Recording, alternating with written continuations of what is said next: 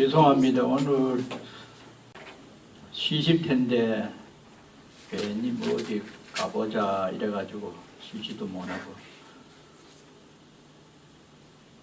그 전으로 말하면 오늘이 이제 반공일이죠. 아마 젊은 사람들은 반공일을 어떻게 쓰는지 잘 모르겠더라. 요게 이제 반이거든요.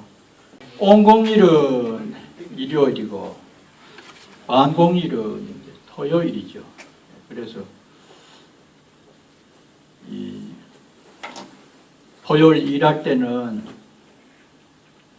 토요일 쉬면은 굉장히 좋을 것이라고 생각을 했었는데, 사실 토요일 쉬고 보니까 안식일보다 더 바빠서 오늘 또 아마 내일 모두 모임 있고 하니까 오늘 좋으리라고 생각하고 모임이 많아요. 여기저기서. 그러다 보니까 올 사람들도 못 오고 또 아마 또 늦게 오고 이럴 게라요. 그래서 엿새 동안 일할 때는 하루 줄이면은 좋을 것이라고 우리가 생각을 했었는데, 주 5일 근무를 하고 이틀 쉬보니까 별로 그렇게 더 어쩌면은 몸과 마음이 바쁜 그런 어떤 결과를 초래했거든요. 그래서 가만히 생각을 해보면은 이틀 쉬면은 좋을 것이다라고 막연히 생각을 한 것이 오류가 있었다, 이런 생각을 할 수도 있죠. 거기에서 더 멀리 떨어져 나와가지고 한국에 계실 때에 호주는 천국이다, 일도 하고 공부도 하고 여러 가지를 겸하게 할 수 있는 그런 곳이란다, 이래서 잘 살 것이라고 생각을 하시고 오셨는데, 막상 와서 보니까 예측대로 된 분도 계시지만은 생각보다는 영 다른 부분도 또 있을 거라요. 이래서 우리가 생각하는 이 생각, 이걸 마음이라고 하고 생각이라고 하는데, 일반적으로 생각하는 것이 빗나갈 수 있는 오차 범위가 상당히 큰 어떤 이식 구조다, 이렇게 얘기를 결과론적으로 할 수가 있지요. 그래서 오늘 주제를 이 원조 마음을 찾아 나서면 행복의 문이 활짝 열릴 것이다. 새벽에 갑자기 그 생각이 원조 마음이라는 생각이 났어요. 그래서 저는 저 스스로도 원조 마음이라고 하는 것을 이식화시키지 않았는데, 원조 마음? 그게 괜찮겠다. 이래서 막연한 것 같지만은 그 실질적인 마음색에 대해서 오늘 한 1시간 동안 말씀을 나눠보고, 1시간은 제가 일방적으로 여러분에게 말씀드리는 반대로 여러분들의 의견을 제가 듣고 싶습니다. 저는 실제로 늘 일요일마다 제 마음속에 있는 것을 일방통행식으로 말씀을 드리기 때문에 듣고 있는 분들이 어떤 마음을 갖고 살아가시는지, 문제는 무엇인지 서로 그 의견 교환이 안 되는 수가 있어요. 그래서 원조 마음을 회복을 하자. 이게 한문으로 원조라고 이렇게 쓰죠. 아마 원조를 가장 많이 쓰는 어구가 제 생각에는 통영에 가니까 원조 충무김밥이라요. 다른 데 가도 원조는 많이 있어. 유명한 데 가면 있는데, 식당이라든지. 거기 배전에 가니까 아마 원조라고 하는 간판이 굉장히 많아요. 그래서 어느 곳에 보니까 할머니 그림을, 사진을 찍어가지고 여기가 진짜 원조다 알리는 그런 간판을 달았더라고요. 그래서 20개, 30개도 넘는 원조라고 했을 때, 진짜 원조는 원조 할머니를 보지 않는 사람들은 원조를 모릅니다. 또 내기로 그냥 갔다가는 여긴가 싶어가지고 김밥 먹고 원조 할머니 충무 김밥을 먹고 왔다. 서울에 가서는 그걸 깨라요. 그럼 거기 있는 사람이 보면 가짜죠. 그러나 그들은 믿고 그렇게 말하지요. 그래서 저는 원조 할머니 김밥을 직접 먹어봤습니다. 이게 연도수는 그때 언젠가 서울에서 국풍이라고 하는 우리나라 지방에서 가장 잘하는 음식 경연대회가 있었어요. 그 국풍이라고 합니다.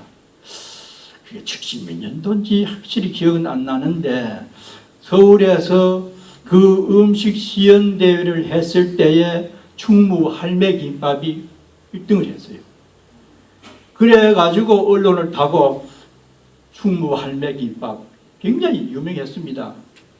그래서 저는 뭐 그거 먹으러 간 건 아니지만은 그 한산도에 가려고 스님하고 며칠 갔는데 그 할머니가 예전에서 큰 나라를 놓고 거기서 직접 김밥을 만들어요.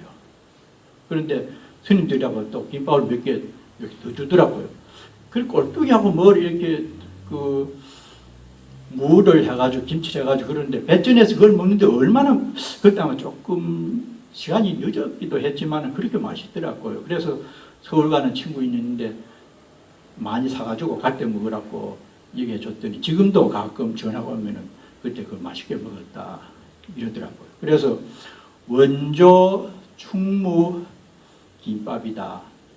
제일 먼저 만들었는지 그거는 모르지만은 충무 김밥을 대표할 수 있는 그 김밥을 원조라고 그러잖아요.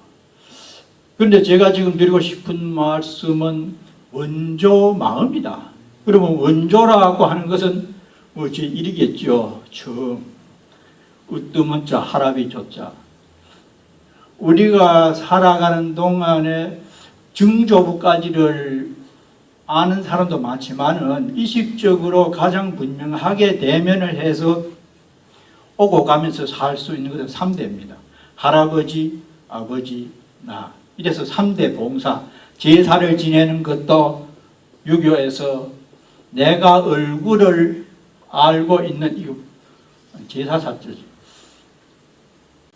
할아버지까지 제사를 지내면 된다 이랍니다. 얼굴을 알기 때문에. 그래서 이 비조 이럴 때는 호비자하고 할아버지 조자를 써서 처음을 비조라고 하잖아요. 아기가 생길 때 코부터 제일 먼저 생긴답니다. 그래서 처음을 원조라고 이렇게 하는데 우리 마음에서 원조 마음이다. 처음 마음이 어디에서 어떻게 왔을까? 이것은 큰 이게 생각하기 어려운 부분이라요. 그래서 처음에 말씀드린 대로 우리가 미래를 상정하고 과거를 회상하는 이 마음은 오차가 많을 수가 있고 내 스스로나 상대를 괴롭게 할 수 있는 인식 구조인데 원조 마음은 그렇지 않다는 겁니다. 원조는 전혀 지나간 일에나 미래 일에 타박하거나 거기에 상관을 하지 않는 그런 마음이기 때문에 원조 마음만 회복해서 일상생활에 쓸 수 있다고 하면은 오와 나 그 상대적인 세계를 탈피해가지고 행복하게 살 수 있다는 논리가 불교에서 나와요. 그래서 우리는 지금 이등분법적인 그런 사고에서 버리려고 하고 취하려고 하고 믿고 곱고 하는 이 마음세계에서 시달리고 그 세계에 살다 보니까 힘든 일이 많은데 원조는 그런 것과는 거리가 멀다는 겁니다.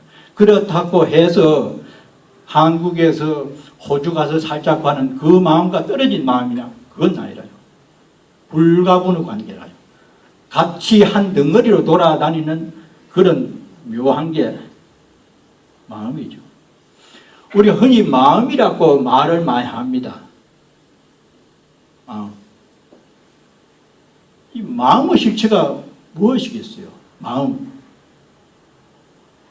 뭐라고 마음을 한마디로 표현하겠습니까?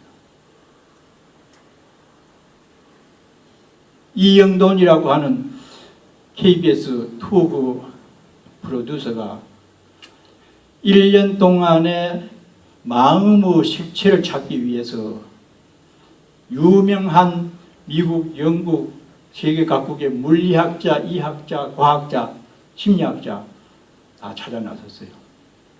당신이 지금 공부하고 경험한 바로 봐서 마음이라고 하는 것을 어떻게 정의하겠습니까? 대답을 못해요. 한 사람도 마음이 이것이다라고 적시한 사람이 없어요. 지금 그렇게 문화가 발달되고 문명시대도 해도 과학자들이 마음은 이것입니다 못해요. 그런 어떤 것일 것이다. 감각적으로 느끼고 사유하고 판단하는 그 어떤 보이지 않는 묘한 어떤 것일 것이다. 캐션 마크. 모든 분야에 내놓으라 하는 세계적인 학자가 공통적으로 내놓은 답변입니다. 그러니까 이 마음 세계를 정말로 무엇인가 확실히 알아서 원조 마음을 일상생활에 적용을 시키면은 우리가 추구하는 행복한 삶을 살 수 있는데, 그 마음 세계를 아신 분이 우리 집안에서는 서가모니다 이렇게 이제 말씀을 하지요. 그분은 말씀을 한번 추적을 해서 이렇게 들어가 보면은 결국 그 원조 마음에 대한 실체를 어렴풋이나마 짐작을 할 수 있어요. 그러나 짐작 가지고 안 되고 이 원조 마음을 내가 확실히 깨달아서 이식적으로 확보를 해서 생활에 적용을 시킬 수 있어야 되지, 관념적으로나 이론적으로 알아가지고는 별 힘이 안 된다는 겁니다. 여기에서 불교에서 말하는 사유수, 실질적으로 사유를 깊이 해서 뭔가 당신 스스로가 깨달으시오, 느끼시오. 불교라는 이 불자는 이게 깨달음이라고 하는 이게 동의어입니다. 그것도 자각. 타인을 통해서 내 마음을 깨달을 수 있는가? No. 자기의 경험과 이성과 사유로서 스스로가 차려야 된다. 그래서 옛날 도인들은 마음이 뭡니까? 물으면은 몽둥이로 120대를 때려봤어요. 중국에. 이놈아, 네 스스로 알아야 되지, 네 마음을 네가 알아야 되지, 내보고 왜 못 넣어? 또 화를 내요. 도를 어떻게 닦아야 되고 인생을 어떻게 살아야 되겠습니까? 병력이지 과학지. 기가 막히도록 쫓아내버려. 그것이 동양에서, 특히 중국에서 선이 살아남을 수 있는 활발한 너 생을 네가 책임지고 뭔가 깊이 잘못됐으면 어디서부터 어떻게 잘못됐는지 스스로 이기력을 강화시켜서 문제를 해결하는 자각적 정세를 가져라.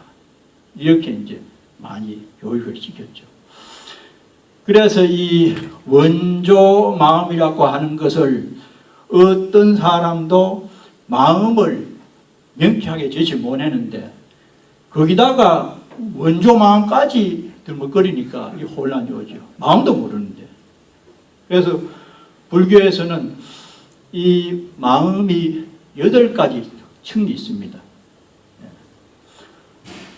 생각이라고 하는 것이나 마음이라고 하는 것, 이식, 이런 것이 사념이라든지 다 이 마음을 두고 하는 말이겠죠. 이 마음이 나오는 출구가 처음은 눈입니다.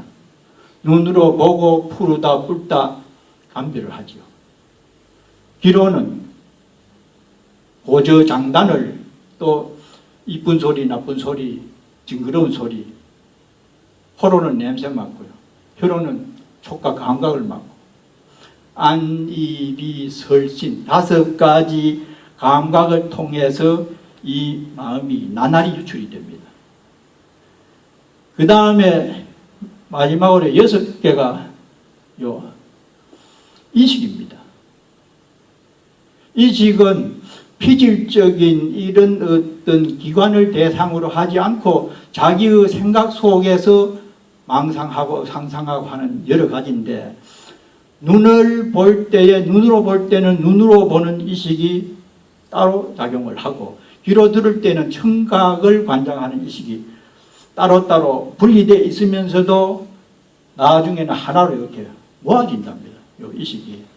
그래서 이 이식은 낮에 보고 들을 때는 작용을 하는 것이 감각적인 5기관이지만은 눈을 감고 있어도 생각이 나는 그 세계는 이식의 작용이다. 요게 6에다가 요게 6이죠. 요것만 있는 게 아니고 요 밑에 들어가면 7번째 마음이 또 있다는 거예요. 요 마나스식, 인도 말로 마나스라고 하는 건데, 주로 요 이식 세계는 무의식의 전 단계에서 주로 자기를 인정하고 자기를 과시하고 싶은 그런 어떤 에고라요. 자기라고 하는. 우리가 공부를 해보면은 요 자기라고 하는 뿌리가 굉장히 깊이 박혀 있습니다. 희로애락 감정이라든지 기분 나쁘다 좋다 하는 여러 가지 불편한 마음들이 요 자기라고 하는 에고를 건드려 가지고 뭔가를 내 의도대로 상대가 응해주지 않았을 때 내가 화를 내고 그 사람을 미워합니다. 가만히 한번 생각해 보면은 뿌리가 상당히 깊어요. 요 밑에 8식이 있습니다. 알레야식이라고 하는 이것이 무의식입니다. 심층이식이죠. 이 이식은 백지처럼 그냥 이렇게 허공처럼 이렇게 되어 있대요. 여기는 좋고 나쁘고 모든 생각들이 전부 이 창고에 이식의 창고라. 다 갈무리를 해놨다가 어느 때인가 계기가 되면은 전부 와진 대로 나와져요. 그래서 장식, 감출 장자, 이식식자, 모든 것을 갈무리해 가지고 있는 이식세계다 이래 합니다. 이러는데 여기는 흑도 아니고 백도 아니고 선악 개념도 떠났고 굉장히 평화스럽게 되어 있는 원조 마음이래요. 8식이. 그런데 팔에다가 식을 붙이잖아요. 식. 여기 이식한다 하는 요 식은 늘 뭔가 작용을 하고 내용은 분별입니다. 나누는 거예요. 우리는 지금 끝없이 생각을 하면서 나누고 분석하고 계산하고 이런 것이 우리들의 일상의 삶 전부죠. 이식세계. 그렇지 않으면 뭐 어디 가서 캠식 어딘지 스트라스 어딘지 모르면은 낭패나죠.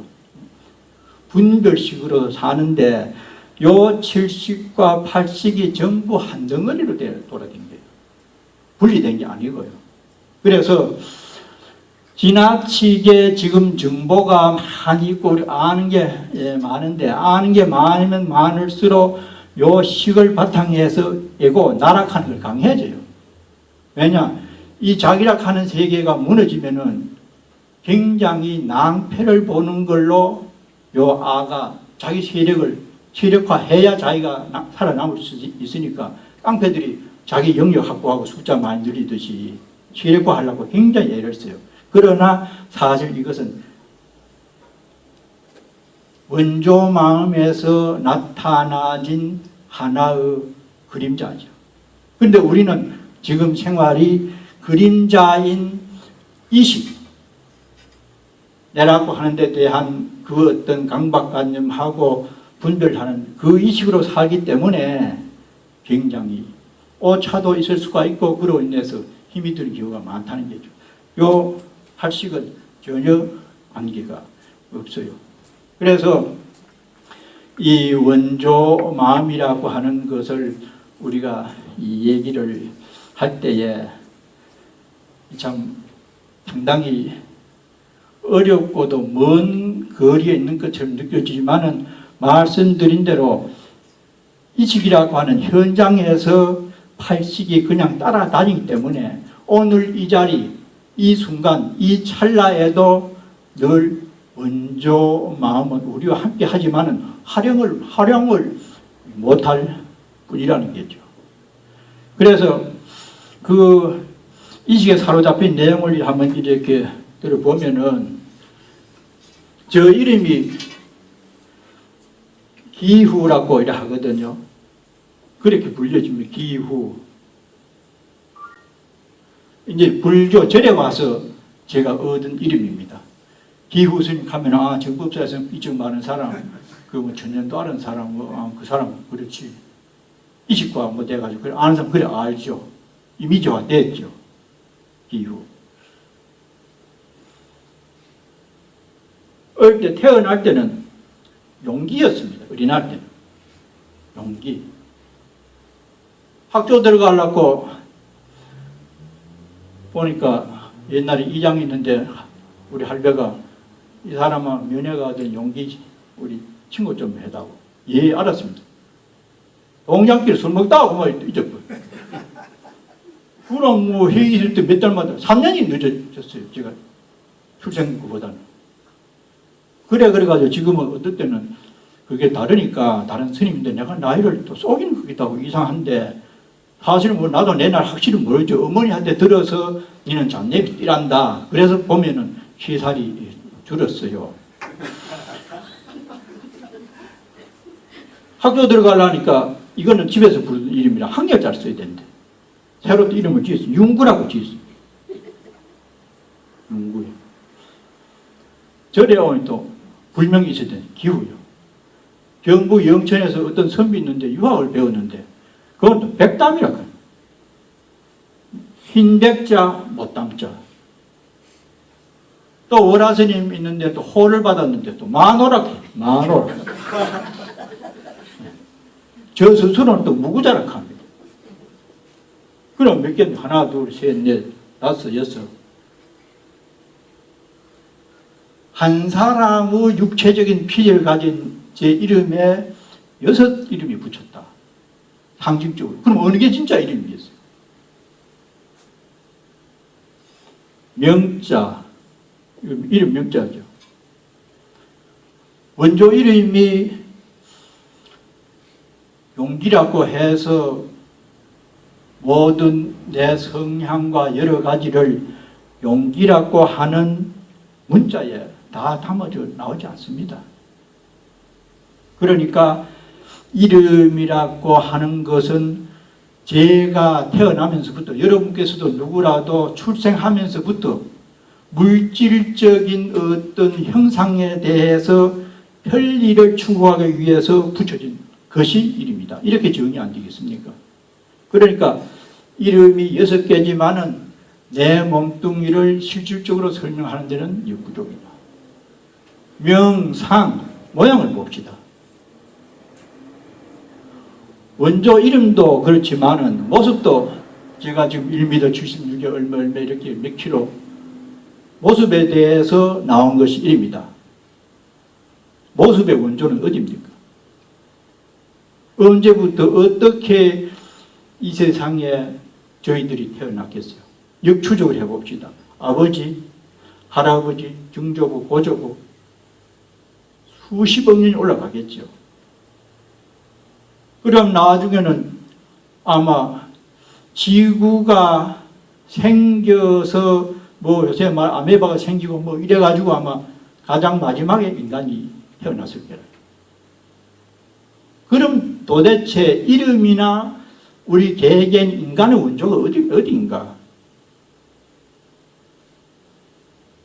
답변 나기가 참 어렵죠. 그래서 원조 몸이나 이름도 찾기 어려운데 마음을 찾는다는 건 더 어렵죠. 어디서부터 우리 마음이라고 하는 인식구조가 형성됐을까?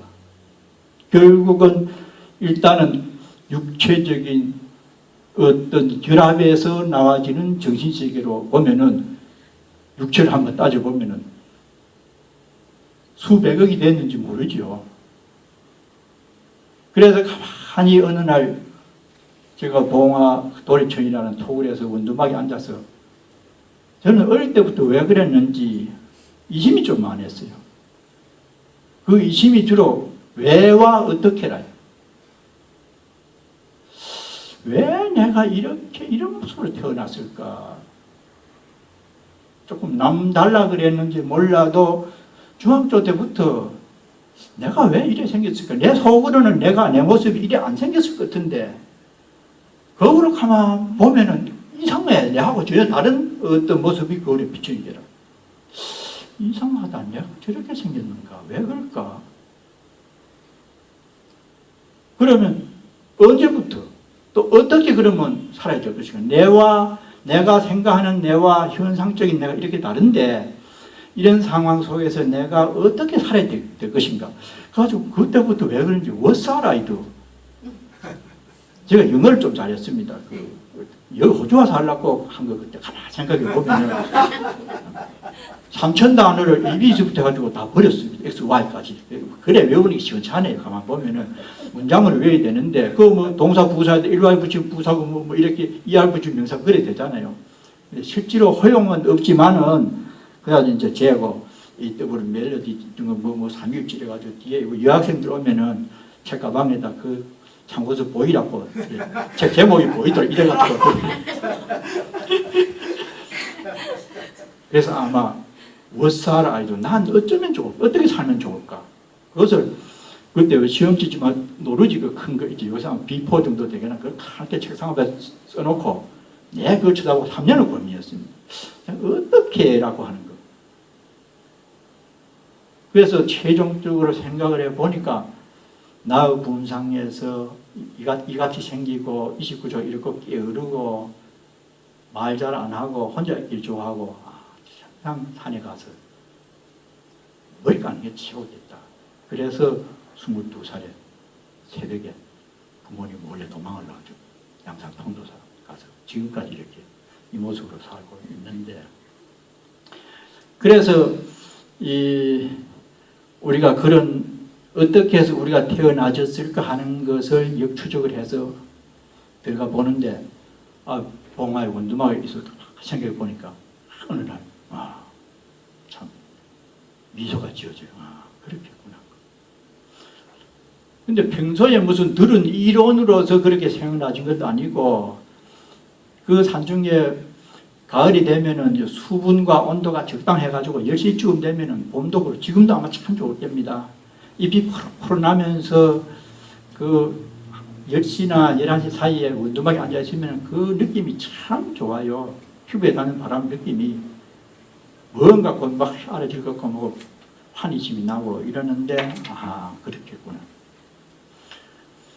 결국 전 우주가 그대로 원조 마음이구나. 내 마음이구나. 이런 생각이 퍼뜩 이렇게 들더라고. 그런 말들이 경전에도 나오긴 하지만은 스스로 생각한 거는 처음이라요. 그래서 가만히 생각을 해 보니까 결국 추적을 해서 할아버지 한번 60억 년대로 하니까 제가 있던 원두막으로 딱 들어오는 길. 아마 여기도 뭐 우리 가보진 않았지만 비행기를 타고 가면은 출발한데 도달한다대요. 아마 그건 지구가 드물면 그렇게 될 것 같아요. 원조 마음, 생명 역시도 그 근원지가 어디일까 찾아 갔을 때에 내가 앉아있는 지금의 이 자리에 도착을 하게 되더라는 겁니다. 그래서 가만히 생각하니까 원조 마음이라고 하는 것은 가장 아름답고 청정하고 평등하게 그렇게 돼 있어서 그 세계에는 분별이 없고 나눔이 없고 증오가 없는 그런 어떤 평화스러움으로 조직되어 있는 게 원조 마음의 세계일 것이다.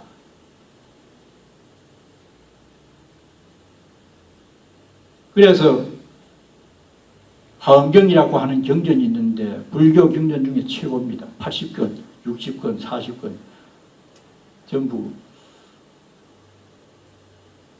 160권으로 된 경전이 있어요. 거기에 맨 끝에 보면은 선제동자 입법계품이라는 게 있어요. 우리 뭣도 모르고 뭐 화엄경이 최고다, 왜 최고인 거 뭐 권수 많다고 최고라 하는가 뭐 이랬는데 가만히 생각해 보니까 그 까닭이 나왔어요. 마지막 39품으로 이제 부분이 되어 있는데 이 법계품, 법계를 하는 것은 진리의 세계, 깨달음의 세계에 들어가서 사는 생활 양태를 말해요. 거기 보면은 선제동자라고 하는 착한 동자, 선제는 순수 의식을 상징합니다. 동자, 때묻지 않은 사람. 이 사람이 공부를 하러 가요. 처음에 출발지가 복건성이라고 하는 지역이 나옵니다. 전부 상징으로 되어 있죠. 복을 건립하는 곳이라. 복과 덕을 닦아야 우리의 삶이 윤택해지고 진리도 자각이 빨라지지. 복덕이 없으면은 먹고 살기도 힘든데 언제 무슨 앉아가지고 뭐 어디서 왔는 거 마음이 또 그런 생각이 있어요. 조금 여유가 있어야 되죠. 그래도 복건성이라 출발하는 곳이. 처음에는 문수보살의 지시를 받고 출발합니다. 문수사리가 지혜거든요. 이 세상 사는 데는 지혜가 있어야 돼요. 지혜. 슬기로움이라고 표현하지만 사실 이것과 저것 이럴 때 저럴 때 어떻게 해야 되겠는가 그런 슬기가 아니고 가치 판단적인 슬기가 아니고 생명의 진원지를 알아차리고 생활 양태를 내가 확실하게 실천할 수 있는 그런 상당히 두껍고 깊은 지혜를 불교에서는 그렇게 표방을 합니다. 가급적이면 그렇기 때문에 슬기로움이라고 번역 안 하고 원어 그대로 프라자냐, 뭐 봤냐 한문으로 음력을 이렇게 했죠. 그 선제동자가 이 문수 사리 보살이 있는데 어떻게 어디로 가면 되겠습니까? 묻는 장면이 나옵니다. 왜냐? 지혜를 제1로 생각하는 것이 불교이기 때문에 지혜와 자비죠. 공부를 하러 갑니다. 53명을 만나요. 만났는데 그거는 술집 여자도 있고 뭐 뱃놀이 하는 사람도 있고 왕자도 있고 거지도 있고 별별 부류가 다 있습니다.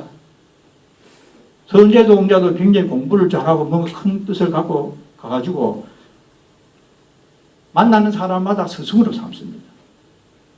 참 만날 배울 게 있구나. 아이고 감사합니다. 감사합니다. 여기 끝인가 싶어도 아니라요. 맨 마지막에 미륵보살을 만납니다. 미륵보살은 앞으로 56억 7천만 년 후에 이 사바세계에 올 후레불입니다. 그런데 미륵보살이 손으로 이마를 탁 요래버리는데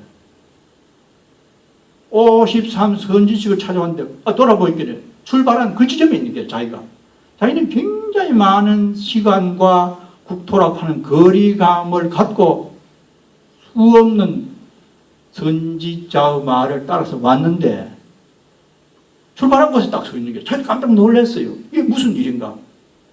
맨날 며칠 우리가 여기서 다이만 가도 며칠 가야 되는데 버스나 얼마나 놀랐겠어요. 그래서 아까 말씀드린 대로 결국 우리의 삶의 현장, 출발한 현재 지점이야말로 바로 우리가 도착해야 될 이상적인 세계를 구현할 수 있는 동시적인 장소고 시간이지 따로 이것을 버리고 저곳에 가서 한국에서 떠나면 호주에 가면 좋을 것이다. 천만에요. 여기 오면 여기 문제가 또 생겼잖아요. 그러니까 버리고 떠나서 취사 선택한다 하는 이식구조, 그거는 분별식이죠. 거기서는 우리가 어떤 상황이 오더라도 만족할 수 없고 또 다른 어떤 목마름에 젖어 있을 수 있는 것이 이식의 세계의 한계성이라요. 원조 마음은 그렇지 않다는 거죠. 왜냐? 말씀드린 대로 우리가 추적을 해서 60여 년 전으로 인간이 태어나기 전으로 가봤습니다.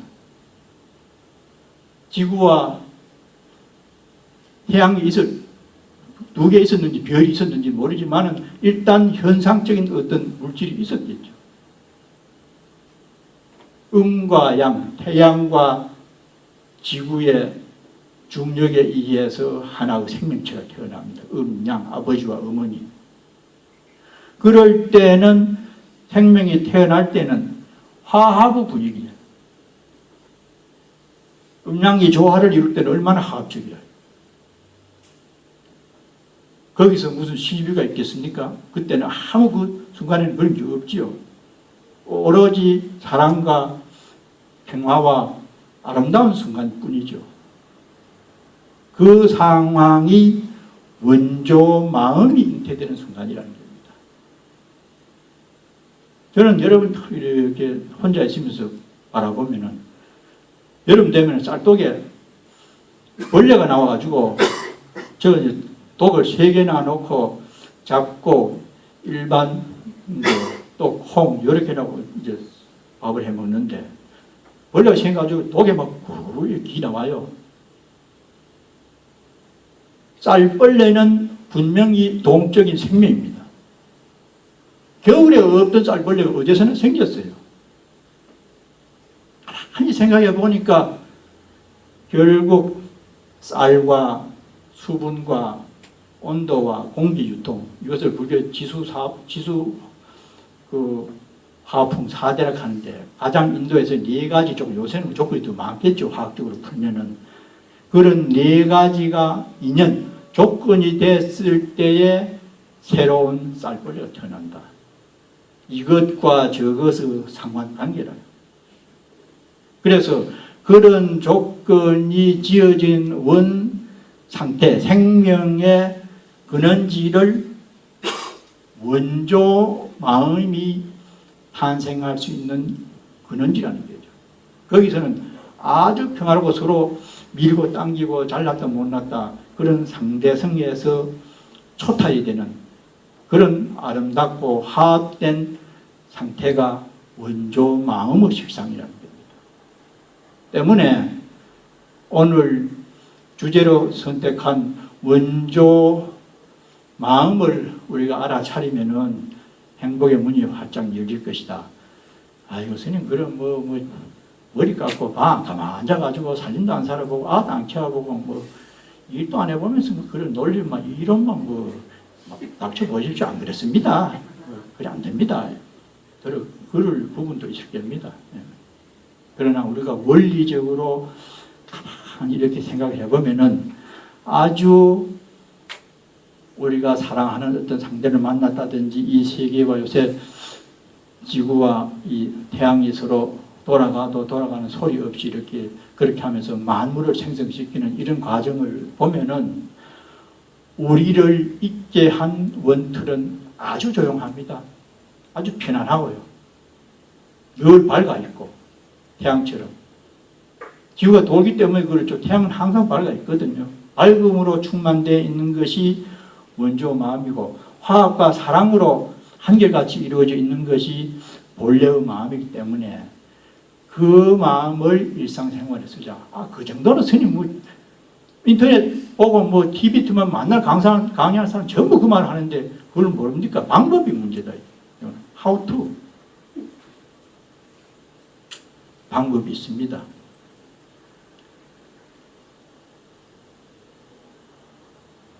우리 모든 것을 생명을 발전시키는 근본이다. 일본 사람이 누가 그렇게 실험한 사람이 있죠. 물을 바탕으로 해서 생명이 어디서 출발했을 것인가. 그런데 그분이 물이 답을 알고 있는 게 아니라 마음이 답을 알고 있더라. 호주물이 아주 나쁩니다. 굉장히 그 사진에 보면은 이 사람 무르 결빙체를 보면서 이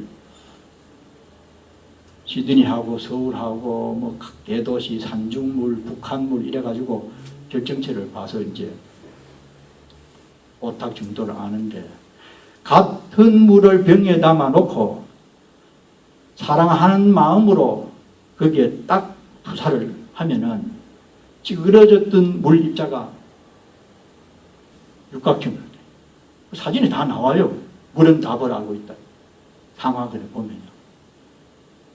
그래서 이분이 그런 내용을 연구를 많이 했는데 알릴 기약이 없어가지고 마침 스위스인가 스웨덴에 그 어떤 학회가 있어가지고 거기서 발표를 해가지고 굉장한 세계적인 반항을 일으켰죠. 생각하기에 따라서 좋은 마음을 가지니까 좋지 않던 우리 스스로 정화가 되는 그 마음의 파워를 느꼈고 그 파워의 기능지가 원조 마음입니다. 청정하고 좋은 마음. 그래서 미운 생각을 냈을 때에 천을 바탕으로 한 지수가 한 80으로 떨어져요. 사랑하고 감사하는 마음을 냈을 때에 800으로 올라가요. 그것도 아마 어떤 분이 그 연구를 한 서적이 나옵니다. 미국의 어떤 학자가. 그래서 저는 지금 생각해 보니까 이 마음 씀씀이를 어떻게 하느냐. 조금 힘이 들고 또는 괴롭더라도 원래 밝고 맑은 마음으로 되어 있다고 하는 것을 신념을 가지고 믿을 심자. 믿음이 굉장히 중요합니다. 막연히 절대자는 특정 종교의 틀을 믿는 게 아니고 이식세계의 책에 대해서 그 어떤 파워에 대해서 이지력을 강화시켜서 마음이라고 하는 구조가 그렇게 되어 있구나. 좋은 마음을 쓰자. 조금 현상적으로 결과가 좋지 않더라도 그 좋지 않는 것은 좋지 않음으로써 좋은 마음을 회복하라고 하는 하나의 권고입니다. 우리가 되게 피곤하면 눕고 싶듯이 좀 쉬어라. 이게 사인이잖아요. 마음도 마찬가지라요. 사건, 사고가 생기고 문제가 발생해서 지나던 친구와 결별이 돼서 통화도 안 한다. 그런 결과가 왔을 때는 결과의 경로를 역추적에 들어가면은 어디서 어떻게 됐는지 알 수 있고 새로 그 친구와 더 돈독한 친구 관계를 갖게 하기 위해서 그런 문제가 발생해서 하나의 힌트를 주는 거죠. 그래서 이 원조 마음을 조금은 개념화시키기도 어렵고 조금 힘이 들더라도 본래 갖고 있는 마음의 본성이 그렇게 원만하고 아름답게 되기 때문에 가급적 힘드는 것보다는 좋은 마음을 갖고서 말도 하고 생각도 하고 회사도 가고 뭔가 하고자 하는 것을 하면은 좋은 마음은 반드시 이루어집니다. 나쁜 마음도 반드시 이루어져요. 희한합니다. 이게 불교에서 말하는 깔마, 어부 원리인데 저는 그런 걸 많이 느꼈습니다. 젊을 때 한 40대나 이럴 때에 절에 이제 산중에 그때 버스를 타고 가요. 늦게 절에 도착합니다. 주로 이제 산중에 있다 보니까. 그러면은 내려가지고 이건 저 어디 절이 있습니까? 물어요. 물으면은 어떤 분이 저 멀리 저 산등 넘으면은 절이 하나 참한 게 있는데 그거는 여스님이 살고 여저 가까운 버스 주유소에서 얼마 돌아 안 가면 그거는 남자 스님이 살아요. 근데 은근히 먼 여자 스님이 사는 데 가고 싶은 게라 그거 가서 자고 싶은 게라. 그래서 그거 보면 경제로 나옵니다. 그 가급적 해가 진 뒤에 개인 집도 그렇잖아요. 늦게 가면은 연락도 하고 그때는 연락도 그냥 스님들은 마구제비로 다니니까 그래도 결례지요. 의뢰건 비구 스님, 남자 스님이 사는 곳에 가야 마땅한데, 이제 음양으로 그쪽으로 해요. 배웠거든요. 그러지 말았고. 그런데도 몸은 그리고. 그래서, 이게 평소에 의식적으로 또는 우리가 그걸 생리적이라고도 하겠지만은 뭔가 지금까지 인간으로서 있긴 관습의 힘이 이렇게 끌어당겨서 이러는구나. 그러면서 나는 그래, 가면 찝찝해요. 남보기도 나올 때 부끄럽고, 무슨, 또 가도 미안하고, 박대당하고. 남자들에 가면은 나올 때 당당하게 나올 수 있잖아요. 그런데도 그 반대 방향으로 움직일 수 있는 어떤 운동력을 업이라고 합니다. 그 익혀진 습관력에서 남은 잠재력이고, 이제 업이라요. 이래서 우리가 지금 그런 세계로 많이 끌려왔지만은 이 원조 마음을 회복하여 하는 이지가 있어가지고 참 이왕 살 바에 우리 좋은 마음을 갖고 한번 웃는 모습으로 살아보자. 인생이 다 힘이 들고 하지만 힘 안 드는 사람이 어디 있느냐. 그러면은 몸도 컨디션이 조금 좋아집니다. 좋지 않은 마음 그러면 찝찝하고 소화도 안 되고 이러는데 기분 좋아봐요. 소화 안 되다가 좋은 사람 가서 이 사람 얼마나 나도 뭐 언제 소화됐는지 얼굴에 열이 나면서 기분이 좋잖아요. 그런 경험적으로 보더라도 좋은 마음을 내서 좋은 대화를 나누고 그런 분위기에 휩싸인다는 것이 얼마나 좋은지, 그것이 생동감 있게 그런 어떤 삶의 세력이 지속이 된다고 하면은 설령 조금 경제적으로 부족하고 신분적으로 이렇더라도 즐거운 마음으로 살 수 있습니다. 그것을 원조 마음을 회복하는, 그래서 우리가 그 마음을 응용을 하고 되찾으려고 해서 그러면 행복하게 살 수 있어요. 그런데 바쁜데 그게 생각은 그렇게 되는데 잘 안 된다. 그 방법이 없겠습니까? 방법은 사유수. 참참하게 생각을 해보는 겁니다. 사유수. 이제 큰 국제대회에서 배구할 때에 문제가 많이 생기더라고요. 가만 한국에서 보면은 손이 넘어가지고 그 심판하는 사람 여기 승리학 하는데 저쪽에서 항의를 하고, 그럴 때에 결국 잘잘못의 판단이 뭐 슬로우 비디오를 보는 거죠. 그거 딱 돌려가지고 주로 김모철이가 기사한 사람을 그 옛날에 그 다른 사람이 무슨 감독인데 예리하게 보더라고요. 아니다 이게 슬로우 비디오 보니까 김모철이가 그 사람 말이 맞아. 심판이 잘못했어요. 워낙 빠른 속도로 때리고 서로 손이 넘어가도 잘 모르잖아요. 그래서 우리가 살아가는 이 시간과 공간 속에서 자신의 삶에 대해서 조금 앞만 보고 가지 말고 약간 템포를 뒤로 해가지고 슬로우 비디오를 보듯이 자신의 삶의 여행이나 인식세계가 어디로 무엇을 향해 가고 있는지 한번 찬찬히 들여다보는 사유수, 자기의 마음을 내가 들여다보는 그런 시간을 갖는다고 하면은 원조 마음을 얼마든지 쓸 수 있습니다. 왜냐? 문제점이 발생이 알잖아요. 앞으로 가고 정신없이 서로 이기려고 이러다 보면 누가 잘못했는지 자기도 모르고 저도 모르고 심판도 모르잖아요. 오직 아는 것은 조금 템포를 늦추어서 자기 걸어온 것을 한번 뒤돌아보면서 내가 무엇이 문제인가 이런 결과가 왔는데, 그렇게 하면은 문제의 원인을 알면은 원인을 풀 수 있는 방법이 나온다는 거죠. 그래서 오늘 뭐 두서 없이 이렇게 말씀을 드렸습니다만은 근본적으로 흔히 하는 말로 부정적인 생각보다는 긍정적으로 살아라고 하는 것들이 전부 과학자들, 의학자들이 그런 데이터를 갖고 얘기하지 막연하게 얘기하는 게 아니라요. 확실히 그렇고 또 그 부분에 있어서 확실하게 깨달으신 부처님께서도 화엄경이나 다른 근본 불교에서도 그런 말씀을 했기 때문에 이거는 틀림없는 사실인데, 지금 정보화 시대고 일이 바쁘고 힘들다 보니까 그것을 스스로가 메모를 시켜 그렇지 없는 건 아니라 우리 마음에 심의식 요 3층으로 돼가지고 여기다 쌓여 있습니다. 껍질만 벗기고 요것만 제거하면은 원조 마음에 다 드러나요. 드러나면 쓰면 돼요. 바라보고. 그래서